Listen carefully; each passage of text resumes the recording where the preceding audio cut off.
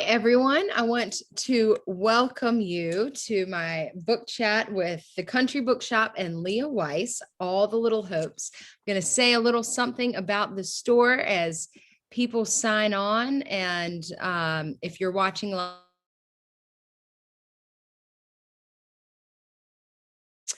the Country Bookshop is in downtown Southern Pines, North Carolina. We are unique in that we are a bookstore that is part of a small community, twice weekly award-winning newspaper called The Pilot. We are a general bookstore for kids and adults that is part of a community that chooses to shop with us and share their stories and lives with us and celebrate the people who take a bit of history and themselves, carve it out on the page, and give us an illuminated vision like Leah has, who is here today.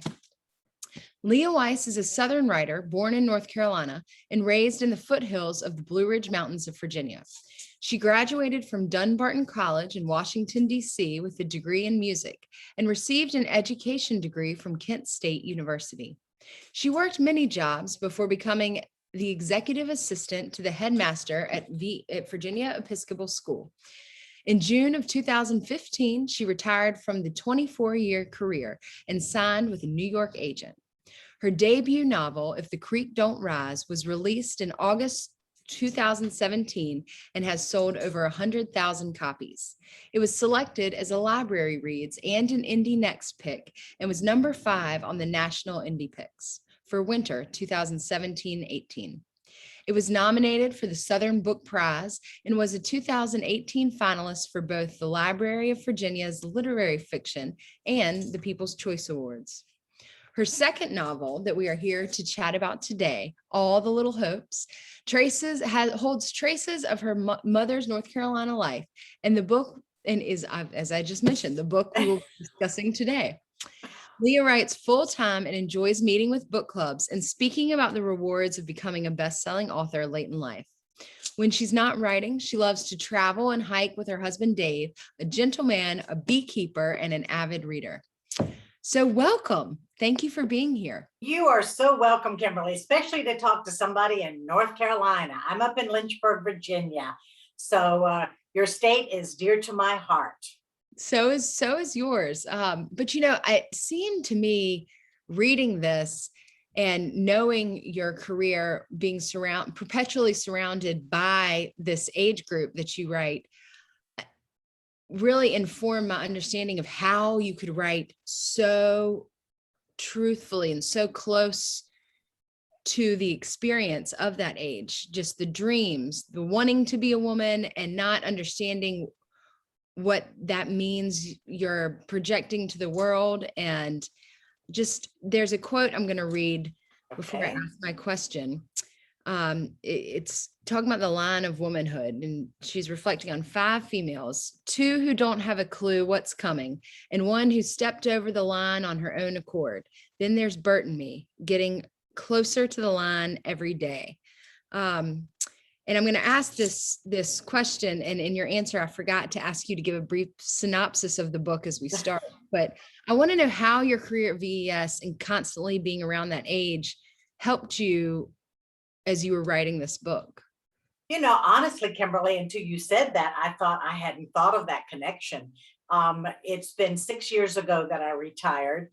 And yes, I was around the adolescence, but I, even at my age, remember somewhat what that was. I think I chose the adolescent storytellers, the narrators, for something that was so almost horrific, meaning World War II and all the impact that it had on a tiny community in Eastern North Carolina, especially with an interesting theme of German POWs who were going to arrive. I mean, the whole idea of the book began with this little nugget that my mother gave me back in 2004, in which she said that there were Nazis that were helping it at a tobacco market in 1944. And I had never heard of that before. The story then unfolds in a giant picture, meaning that there were 46 of 48 states utilizing that kind of a workforce. And in our joint state of North Carolina, there were 17 camps. So I was interested in really focusing on big war issues, but from something that was a lot more frail, and that is young psyches. Everything from battling not only how the war came, but finding their own voices. And there are two of them, Lucy and Allie Burt, who insists on being called Burt. They are as opposite, as hot and cold, but become best friends and teach each other a lot. I had the choice to take all of these amazing pieces of history, World War II history, and figure out how to tell the story. So instead, I chose to tell sort of a murder mystery. These missing men, these evil people that you are not that they're focusing on, and having all of the history wind themselves through their lives. So it was from their innocence, I think, that I chose to make them the narrators rather than have them be older, although there are people of all generations that are represented in the book. But that was a good catch there. So Well, you write this age, and you look, this coming of age, because so much is happening there. It's a frequent perspective for adult books, and yours stands out, probably just because your talent as a writer. But I really appreciated that line of womanhood and the dance with it. And that was a great line that you pulled out there. That's very late in the book. And actually the book opens with the two characters, Lucy, who's living a charmed life to some degree, is very bright, has been given every opportunity. And she becomes best friends with this hardscrabble girl from the mountains in Western North Carolina, who have been cast out of her home and sent east to care for an aunt who doesn't even remember her, an aunt who almost goes crazy or ends up at least in a crazy house. And so you have these two different dichotomies, but the unique thing that Bert from the mountains brings is that she is not interested in becoming a woman, an adult, moving over into what she sees is a very, very hard life. And so she's trying to hold on to her youth as much as she can. The part you mentioned is late in the book when she returns to her birthplace and sees not only the changes she's made, but is again beginning to face her own growth, and that's a very exciting part of the book. There's so much joy in the intellectualism in the book, and I love the way you play such a family that is a group of intellectuals, and place them where intellectuals are found, and tobacco farmers. Intellectualism is not limited to a preconceived notion, but I love, as this book travels far and wide, that you kind of reveal the reader's preconceived notion of where intellectualism can be found. Yes. And I have a couple questions about that. One, Lucy's $10 words. Where did that phrase come from? It's interesting. When I started this book, I had actually had a young boy, about 10, who was going to be the narrator. He lived in a house with his parents, who were very, again, educated, but his grandmother lived there with him. And every morning she gave them a word on his breakfast plate. And his job was to go look that word up and to use that word, to own that word. So he even said in this very early draft that he had boxes of $10 words that he didn't have any place to spend. So that stuck in my mind as being a very important thing, because I love that in Lucy's case, it actually creates a big barrier that causes a lot of trouble. Instead of her being respected for it, her mother says at one time, it's not meant to separate. Words aren't supposed to separate you. So that part was stolen from a very early draft in which the young boy did not become key in the place.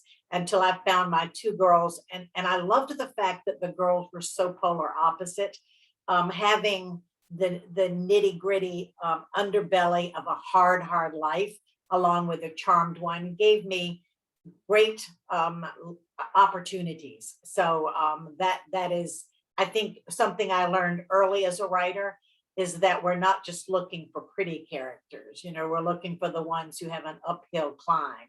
And so that gave me the opportunity with actually both girls. So. And it struck me how similar they are as well, as you write their connection so strongly. The joy in the cleverness and the joy of riddles carries through the book. And riddles are something I enjoy, but you don't, or they're not peppered about in every day the way they are in the book. And I was wondering about your experience with riddles and why riddles are so important, if they are. I think I chose that part of the brother who's away at war, and wanting to have him have a way to communicate as well as challenge these bright minds, especially the younger children who don't get them as quickly as Lucy does.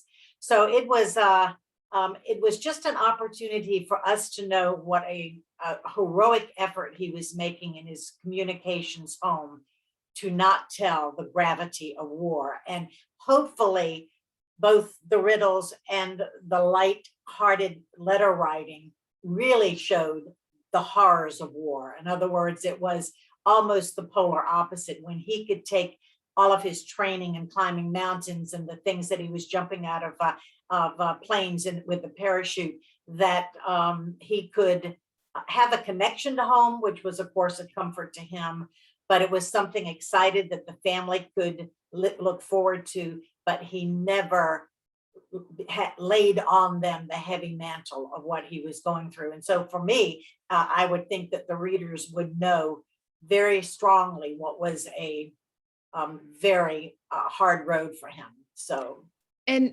you have Lou, she commentates on that, which really drives it home as well. They're tied into you reveal the war and what it means through contradictions, but I love the way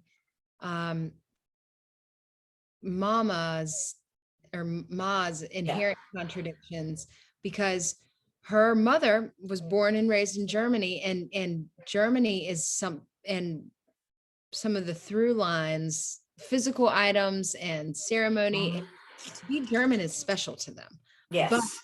But there's a disassociation between the Nazis in their Germany. And I love the way you explore that and explore how it evolves over time. And you, at a certain point in the book, Silent Night comes through, which of course makes me remember World War I, which is not this war, but in Silent Night, Sing Over the Trenches. There's a beautiful children's book we sell every Christmas about the unity that comes. And I was wondering if you could talk a little bit to that, because it was very interesting, and it's subtly done. It's so subtly done in certain ways, it almost makes a bigger impact.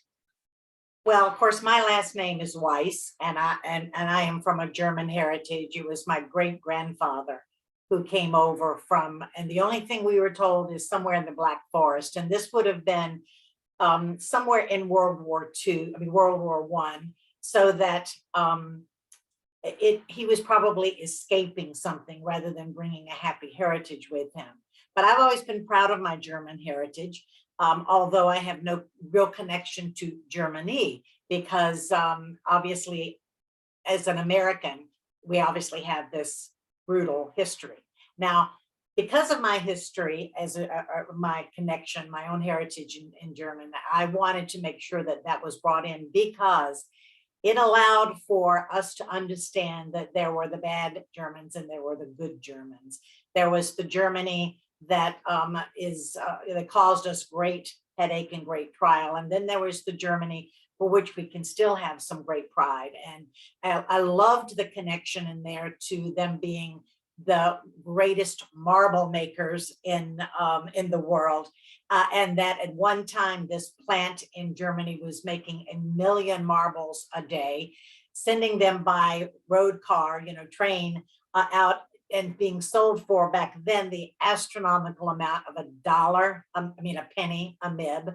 So then all out of that came this wonderful connection to both glassmaking and to the marble thing that had us not focused only on the Nazis. Because what was really interesting, Kimberly, is that the more research I did on these German POW camps, especially the one in the town in which I was born, the historians and the people I met who actually remembered German POWs on their family farm, their memories were of young boys or young men who were teachers or were artists or were farmers,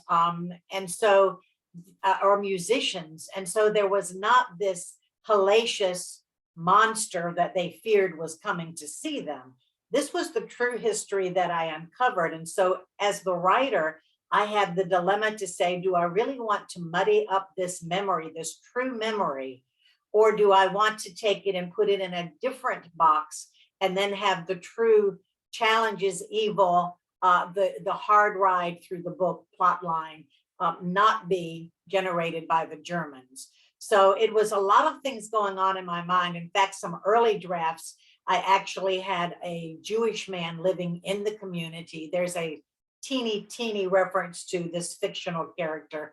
And I chose not to create this fear and this rivalry or this clash between them, because it truly did not exist in this museum's historical memory of the space.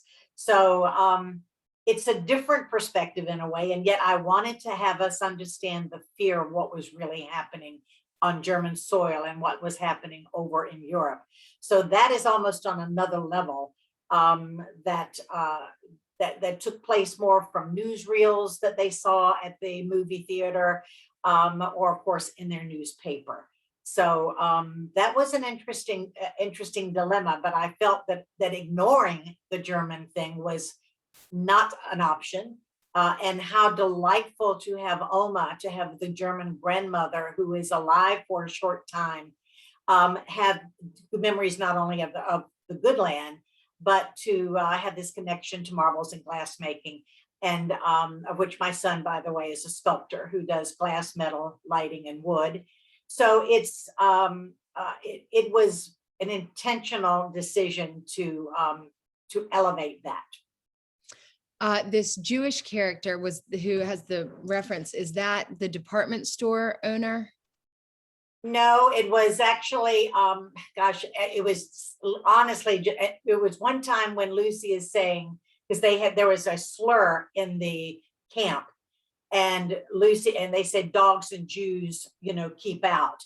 And Lucy said, well, there's only one Jewish man even in the county, and we never even see him. He keeps to himself. So it is literally alluding to his presence.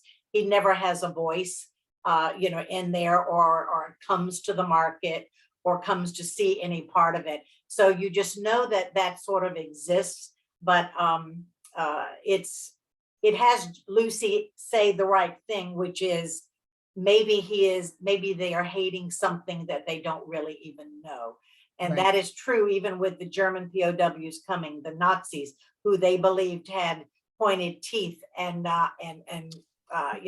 horns on their head, that they found out that the enemy was not what they thought that he was.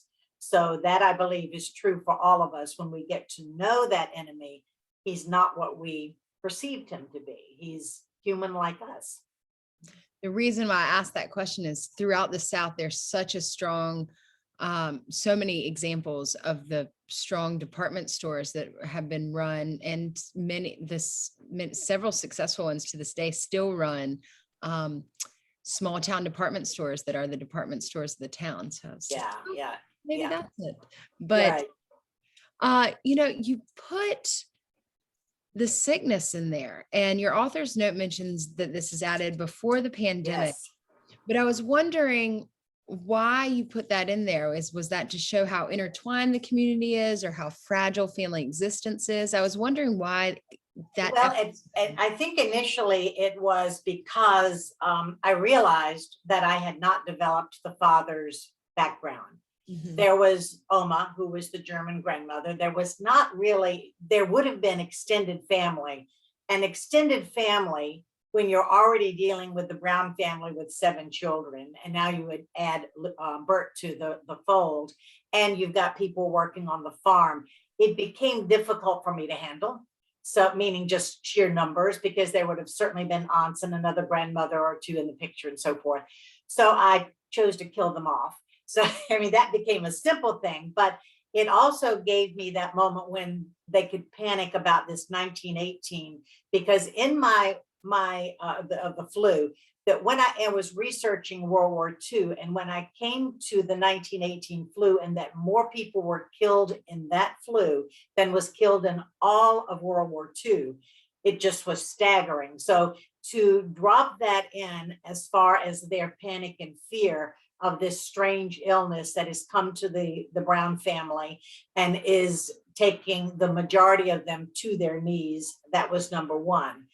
The second reason why I really wanted to have the flu come was actually 2 more reasons. One was the presence of purple honey, which is a true thing in North Carolina, which is an At my unknown. house, I have some, and I was going to show you. Oh my gosh, how fun is that? Well, purple honey, when it popped up in my research, I said, well, I've got to have a purpose for that thing. So why not make it a healing tool that comes to save this family? And then there was a third element too, that was again part of that whole developed scene. And that is that there was a clash between a very important character named Trula Freed and Mrs. Brown, Minnie Brown, where Minnie Brown thought that Trula Freed, who's really both a spiritualist and a magical woman with so many unexplainable gifts, that I needed to have something that brought them together. So with Trula returning the purple honey to the Brown family and saving them, in essence, that gave a, they crossed the line and they became good friends. So that was very important, that there be some big change that was taking place. So the flu solved a lot of things in my book development, and it was completed probably, at least 2 months before we ever even heard. In other words, source books had accepted the first draft that was already part of it, and long before we've had to deal with the last year. I also love, there's such a strong drumbeat of figuring out your purpose as much as you can to the book. And I did love about this episode that the purple honey, when it appears, we don't know the purpose, and the way it's knitted through. And there are several, one I'm not going to allude to if someone hasn't read the book, but something that Patricia ends up being meant for Irene. And yes, and as Wiz understands his purpose and these questions, and as the girls are going through there, you allude to some of their purposes that aren't wrapped up, even though the book itself does knit together nicely. Excuse me, you think I don't know how to talk, but I love that the purple honey was the most clear. Yes. This has a purpose. Well, I think that's a joy in writing, and it's it creates not only complexity, but it has you sort of forget it, and then all of a sudden, oh my gosh, it comes back, and now we know why. There were lots of times when you thought you knew what was going on. Lucy, for example, who truly admired her older cousin, who had everything, every gift, laid at her feet, who comes back to town from Columbia University and ruffles the town, and all. You find out something's a little different later on, and so these are all part, I think, of real life, meaning that what appears one way is not as black and white as you think it is. So that includes the Germans coming, that includes the disappearing men. That includes, of course, the importance of Nancy Drew, which were you ever a lover of Nancy Drew? It is one of my questions. So I was going to my question. So I still read Nancy Drew, and I think to read Nancy Drew in a bathtub is like the supreme. Divine. I mean, with a glass of wine, Nancy Drew in a bubble bath, I'm the happiest human in the world Yes, yes. to this day. And the spirit of Nancy Drew, but you know where that spirit also appeared was at the girls' 14th birthday party. There we Just go. with their aunt. And I was like, oh, this is like happy 12, this you just captured and Uh, that excitement and the purity of it. And just, I felt that joy. yes, yes. Well, that was I think it's so wonderful that somehow I was able, speaking through these narrators, to maintain their innocence and purity, and they walked into all kinds of situations. But Nancy Drew was my mentor. Actually, she probably unlocked my joy of reading. I was born in 1947, and around 1958, 59, those were 2 summers that I did nothing but inhale Nancy Drew. I still have 19 of my original blue cover books that I reread all of them in order to, I guess, to have Nancy work through me, including picking out some. It was so funny when I kept seeing the name alacrity, or the word alacrity. I thought, which means with speed, that we could have the girls use over and over as they are again emulating this amazing mentor. There was a big article in the New York Times not long ago that Nancy was 90, and she came out in 1930. And the interesting thing, when you research that time, there were about 4 or 5 other detective girls that came out then. Nobody had staying power like Nancy.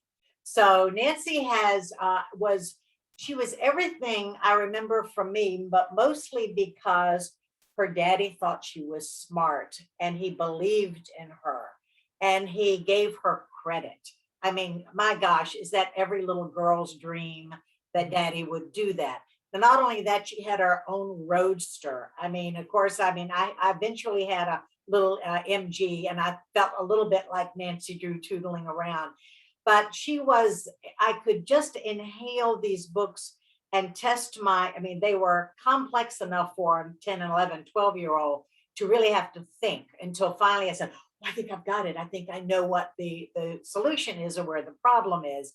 So Nancy Drew is just a wonderful role model that allowed young girls who didn't have TV, didn't have Wi-Fi, didn't have their smartphones back in the 40s to be challenged in clever ways. Interestingly, libraries would not carry Nancy Drew. They thought that she was not a literary value, and that she was simply a passing phase. So I have no idea when the libraries finally hooked on that she was here forever.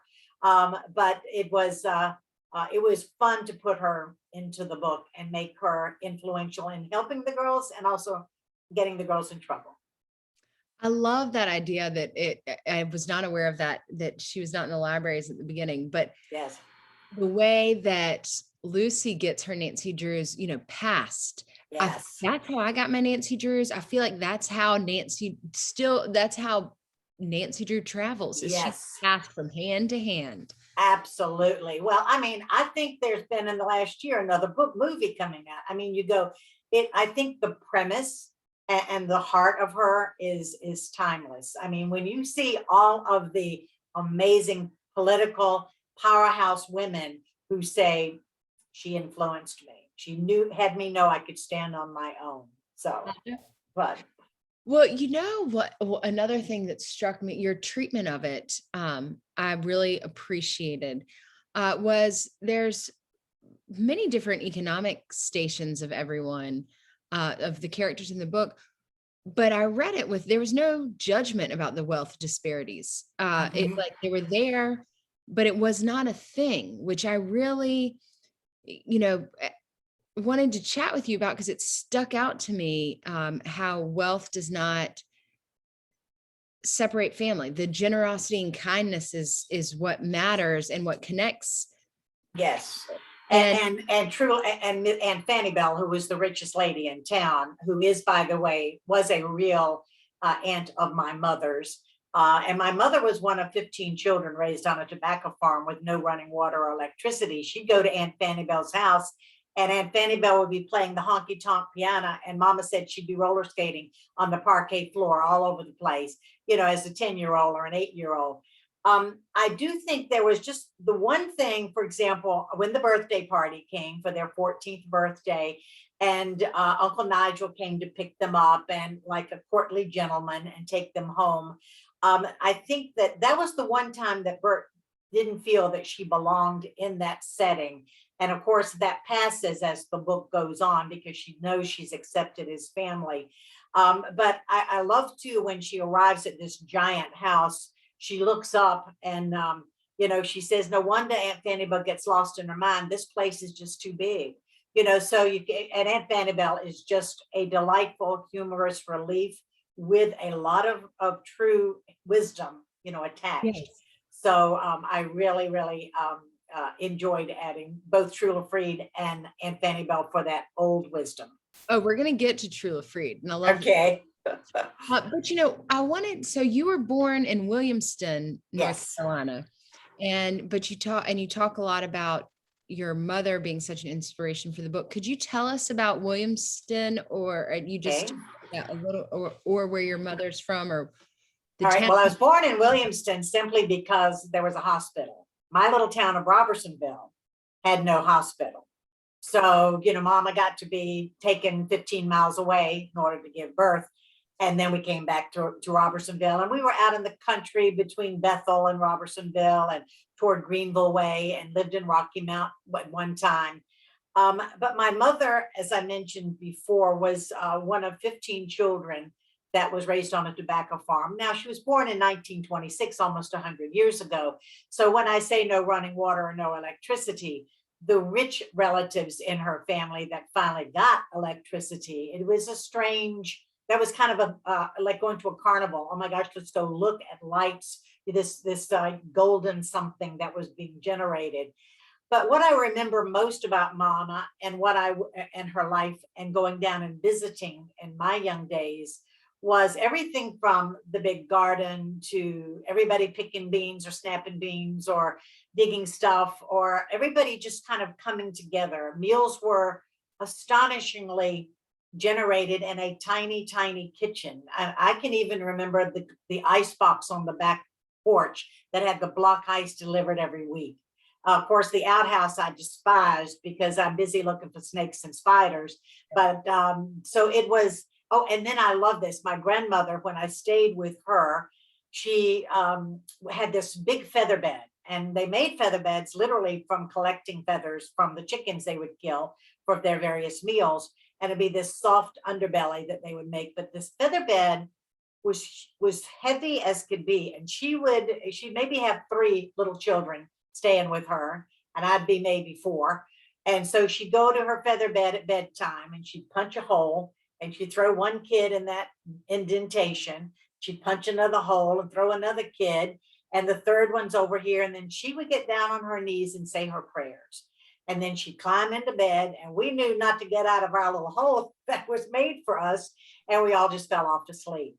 So it was a simple life where there was a lot of storytelling. There was a lot of singing. There was a lot of making butter, with the mason jar my daddy always likes to talk about.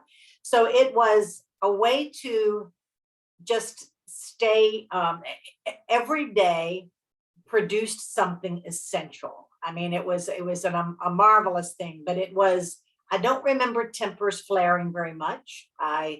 I remembered a lot of running around in the yard. I was told not to eat green peanuts, because they'd give you a bellyache. It was truly, I think, a charmed life to have some taste of that, because today we have too many things that isolate us.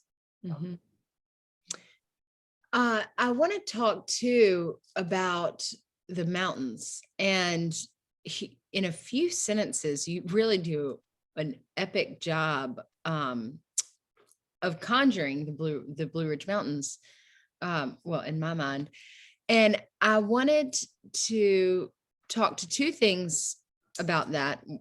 One, the blue ghost fireflies, which I have seen. I went up this year for Did you? Humanistic. Oh my gosh. And so I have been explaining to everyone what all of this is, and then they appear in your book, and I'm like, that's right. Right. They are different than our fireflies, I understand. Have you seen them? No, only on YouTube or something like that. So it was I was busy looking for something in Bert's life that was a good little story to tell in bed. Remember, they had, I think it was on the heels of the president dying or something, and there was all this tension in the air. And so I was busy looking, and literally the beautiful thing about Google Gods, that's what I call Google, is that I can simply say unusual things in Smoky Mountains, and up comes a whole bunch of things. Well, of course, when I saw the fireflies, I said, oh my heavens, this is just perfect. So that became just a little story that Bert could tell that allowed us to see something tender in her life. Because up until that time, we had known only the hardship of her mother dying, the belligerence that happens in the teenage years, her just wanting to, stay a kid and do her own tomboy things. So that was a very tender thing. So we could see with her daddy that was a sweet moment, that they could pad through the dew of the night and go to that little holler and see something magical. Well, that's how it felt for me when I did it. And just the quiet walk and then sitting on a rock and then they appear. I mean, that's what it was a couple weeks ago, maybe a month ago now. Okay. Yeah, I would think they would be a June thing. They are around here. They're a couple months ago then. It's summer things, time is weird. Yeah. I did not get a chance before we spoke to do some research on shapenote singing, which is something I encountered in your thank book. you for pointing that out. That was an amazing thing. I go every summer to Wild Acres, which is a creative center up near Little Switzerland in the mountains north of Asheville. And one summer, it was a couple of years ago, I had I applied for and got a week-long residency where you live in a magnificent tiny little cottage that's meant for one person, and you're meant to write or paint or do your photography, whatever creative endeavor that you've applied for. But every night, actually all 3 meals, you could go up to the mountaintop to the center that is Wild Acres and have your meals. So sometimes I wouldn't do, most likely I wouldn't do breakfast. Maybe I would eat lunch there, but always at supper, I would head up to the top of the mountain. And I would then, maybe it was a 1.5 mile walk. And so when I'm walking back, I hear this astonishing music going on, this singing. So this was a time when there were many other creative groups on the mountaintop that weren't just the writers where I usually visited. So I snuck into and sat in the side or pulled off to the side. And it was literally a square of everything alto, soprano, tenor, and bass singers that they had their books.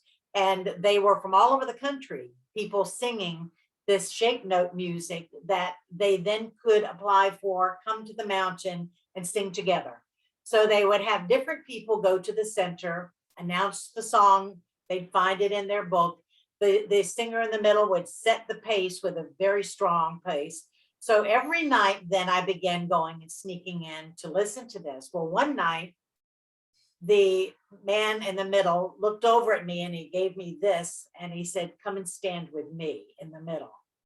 And Kimberly, it was just like I described in the book, that it was a wall of sound that literally pummeled me. And in the case of Bert's scene at her father's funeral, held her up. And it is it's an old primitive style of singing. The notes look different. It is just, it was a wonderful thing. So of course I'm walking back down to my cabin saying, they will be in the book. So there you go. You just are picking up, I think you're always a magnet trying to find something special, unique, and accurate and authentic to bring to your books. So it was a joyful, and if I had not gotten that particular residency, you choose like 3 different weeks. So if I hadn't chosen that week, I would never ever have known the physical power of standing in the middle of that sound. And imagine how many people know it now as this book continues Yes, to grow in popularity, as it will, and be yes, discovered by yes, book clubs. And yeah. your writing, I love that. And we have a writers and a residency here at Weymouth. But your writing, and I have so many underlines I didn't even get out here, but some I'm going to quote to you, like spider silk stretched to its limit. We hope the rule will break and we will be liberated. Sugar unfolds the paper and it crinkles like gift wrap, which, it's an envelope, but it is a gift and it's coming. And Yes. it holds 6 churches that maintain distinctions people love to debate. And she's a butterfly among common houseflies, which we'll still Yes. get to her in a second, even as we're running Okay. out of time. But I'm wondering if these turns of phrases are things that you pick up everywhere you go and just have and pull in, or if it's during the course of your writing or during the course of your editing where they come in, or both. I they almost are just spoken by the characters. Mhm. Meaning that there comes a point when I've identified the character, I'm getting to know my character, I'm knowing the language the character's doing. There are moments when they begin almost talking. So they say these things, and of course, for example, with the spun spider silk, I mean, we all know that is literally, I mean, it is almost Teflon steel, the whole concept of it. So there's part of it is just being conscious of my physical world. Part of it too is steering as far away as I can from cliches. That's not acceptable. And I think also a part of it is the desire to write cinematically. So I'm literally visualizing so many things. And then my whole goal, of course, is to put that on paper. When you realize literally it is ink and paper, literally the alphabet and paper, and literally just words that are in a dictionary and paper put together that can transport you and literally change you. It's astonishing tool. But then the writer in me is I think I adore the craft of writing, and I started writing in 2004 when I was, what would that make me, 57 or so. And my first book wasn't published till 2017. So I was not in a rush to get something out. I was in a steady pace to really learn how to write well. I used to say to myself, I know books that are beautifully written and beautiful, then great storytellers, but I want to do both. I want to have it beautifully written, but I want to be a great storyteller. And that's a little harder sometimes. Mhm. So, and I think part of it is setting and really wrapping you into the character so tightly that you feel like they could walk in the room and you'd recognize them. Let's talk about my favorite character, Trula Freed. Oh, I love Trula. I know. And she's so intriguing. And she's not fully drawn, as you alluded to earlier in our conversation, which is part of who she is. She Yes, wouldn't be fully drawn if she came into the room. yes. I want to know what about her what landed on the cutting room floor, because I know, because she's so great. I know. Yeah. I Well, like it was, I thought that initially that she was a Black woman. And I remember my agent said, can you just make her more mysterious, whether she be part Cajun or part Indian or part, something. And I said, that would work better because I did not want to have her stereotyped in any way. She really walked into my mind, name and physical presence as a whole. I mean, I could see her in those elaborate garbs. I could see the turban on with top of her head. I could see the bangles. Would you not, as a citizen of that little town, would you not be fascinated by her? And then, of course, I had to create the backstory that allowed you to understand her power, number one, but number two, why she could walk through that community without being criticized or questioned or punished for her differentness. Because I think what we don't know is often what we choose to hate or to, because we misunderstand. So Trula walked in and I really wanted her to come in with a power. One of my favorite sentences, in fact, hardly anything fell on the cutting floor for her. So there's not a lot for me to answer to that part. I just want to hang out with her more in your mind. Yeah. But I loved, there was a part in there where she had it, but it was the brass doorknob that locked. That part on this shack that had been transformed with a new roof and painted, beautifully, and the flower boxes, that was amazing, because in my mother's growing up life, you just didn't lock your door. Now, Trula probably didn't need to not lock her door, but the fact she could was a great elevated thing. So that she was an absolute delight. I did have what did fall on the cutting room floor, now that I think of it, in the chapter where Aunt Fanny Bell and Trula Freed are comforting Bert. There was a huge section with the tarot cards, and we streamlined it tremendously, because the wisdom of the editor, who said, we don't want to dilute the powerful story that Aunt Fanny Bell just told. She just told really the key to how this girl is going to get beyond this. And so we can have that tacked on, because we know that's important to you, and we wanted both women to play a part in Bert's healing. But that did get probably 60% got cut, and I completely agreed with that it was a smart move.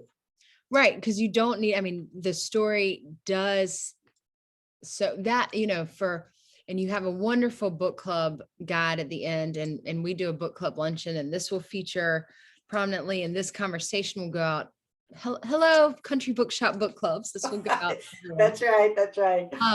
But I think that's that conversation that we're not going to have today, but for book clubs, after you've read the book in its entirety, you could do a whole book club on so much that we're not revealing in this conversation. There's so much there. Oh, so much. Well, it's, tension and surprises to me are essential. I remember my agent said to me, why do I turn the page? If you've got to give me a reason to turn the page. And I love when I hear someone say, darn it, I was planning to go to bed early. I picked it up and it's 4 a.m. and I'm still going. That, of course, is that I've put that hook in and wouldn't let go. So that was a lot of fun. This book is a whole hook. It is such a pleasure. And, you really, all books are kind of a reflection of who we are as humans and how we can consider ourselves as humans. And you go to that so many times in the book, talking about the president's only a man, the Browns, as lovely as they are, they're only human. And as Lucy and Bert are so different, and I'm going to read one quote to you. It is from later in the book, but I don't think it reveals anything. But I do find it curious that Bert and I walk the same road every day, but see different scenery and come to different conclusions. And where is the truth about right and wrong in all this morality grown-ups preach? It's ironic that we're headed into a mental hospital. We're deliberating truth as if it's debatable. And these poor souls inside deliberate truth every day. Are we all one tragedy away from crazy? And that just, if I was a teacher, that would be the essay question, Oh, that's a good one, Kimberly. I like that. Because you could hang so many things, Wiz coming back from the way the war hits different people, the way the war hits people at home, I mean, just, oh my gosh, what is his name? The lovely boy, Grady. Uh, Okay. it doesn't, I mean, Yeah. you could apply that to just everything. Yeah, And yeah. I think it's interesting because I have had a lot of discussion about truth, and I think especially in the last few years where we've had almost a big separating in America that had us question. And I keep saying to myself, because I like to consider myself a moderate, I like to consider myself in the middle because I was a debater in my high school years, and I got to debate both sides. And that became the interesting dilemma in this, that there's two sides to everything, but then becomes really the very basic question about truth. And I'm not real sure where truth exists, because it all is funneled through us and through our eyes and through our experience, and every one of us are different. So that would be a good question to pose to students. I think they'd probably answer very wisely. and each very differently, which Yes, yes, would also be fun to read. yeah. Um, what I meant to ask about this earlier, but we got sidetracked on Nancy Drew because Nancy Drew is the best. The Velveteen Rabbit Yes. also is a strong through line in the book. It means so much, so many different people, and I love how Bert passes that on. And Yes. can you talk about the Velveteen Rabbit and what that means to you? Well, I didn't have any particular childhood memory of it. I think, though, when you think of the Velveteen Rabbit and you think of the question, what is real? How do you become real? I knew that that was going to, it would reflect so many issues that are being addressed in the book. Everything from Bert's own insecurities about moving into this family to the fear of the war and these enemies that are coming there, to these missing men that the girls think, they know there's a mystery there, to the solution, to the ending that surprises everything. So what is real becomes a universal theme throughout the book. So the Velveteen Rabbit did an excellent job at the beginning, and of course, as a catalyst for Bert to take that big step toward intelligence and to confidence. And then, of course, the wrap up toward the end when her sister is saying the same thing. You don't belong here no more. So it was a sign, I guess, of growth, and something we all want to do is to be real. To be valued. So it was. I hit upon it, and then I realized it was such a deep, meaningful thing, as almost all childhood things are that have such staying power. And then I just decided to use it for so many different levels in the book. Well, this book is of value, and being able to have this conversation with you is of great value. And I want to conclude asking what we can look forward to from you next. Okay. Well, it's funny. My If the Creek Don't Rise was my first book, and has been and continues to sell amazingly well. We topped 100,000 in sales last December, and I always am looking at my sales chart. It just keeps going up. So thank you, readers who love that one, which was what I kind of cut my writing teeth on. And then all the little hopes of course. So If the Creek Don't Rise came out, when somebody said to me at one of the very first book events, well, what are you working on next? I thought, oh my gosh, it took me 5 years to birth this book. 5 years I've been carrying this book around inside me until now. And now, though, I am prepared to say that I really do have an exciting project that probably will take years to come out. So I am hesitant to say much about it, except that, of course, I hope that it has as satisfying characters, plot line, surprises, and depth in it. So I'm right now, I'm sort of mentally saying 3 to 4 years, meaning that I'll have a good draft in maybe a year and a half, which means then we begin seriously working on it. At the same time, I'm retired. My husband and I love to travel and hike, so we want to enjoy life. So we're trying really hard with both books to blend happiness with happiness and good times with good times, which means we get to travel with the books. And I hope to come down to your area sometime. That would be wonderful. You So, really should. And the Weymouth Center for the Arts and Humanities, since you were born in North Carolina, this residency is open to North Carolina writers. So oh, as a okay. North Carolina born writer, There we come go. on down. Well, you put together a big book club, and we come on down there and have ourselves some fun too. So Well, that, I will do my best to lock you in for next year's okay. book club luncheon as well. That sounds lovely. I love that. Thank you so much, Kimberly. Thank you. I really appreciate it, Leah. And I hope you have a great night. And we didn't even talk about beekeeping, but Oh my gosh. And yes, my husband's a beekeeper. So let's just blow kisses out to Dave and our little hives and our honey hutch and all that good stuff. little But angel wings in there. there we go. There we go. There's a lot in the book. And I love the fact that anytime I send somebody to Google, they're going to probably find out it's authentic and it is a fact. So that part was fun. Well, All the Little Hopes is available from us at the Country Bookshop. Highly recommend it to read yourself and then hand to everybody. It's a great, great book club read. I am going to do my best to lock in Leah for our book club There you go. thing next year. So keep your eyes on the space, and thank you so much. Thank you, Kimberly. Thank you. Have a good evening. Bye. Bye.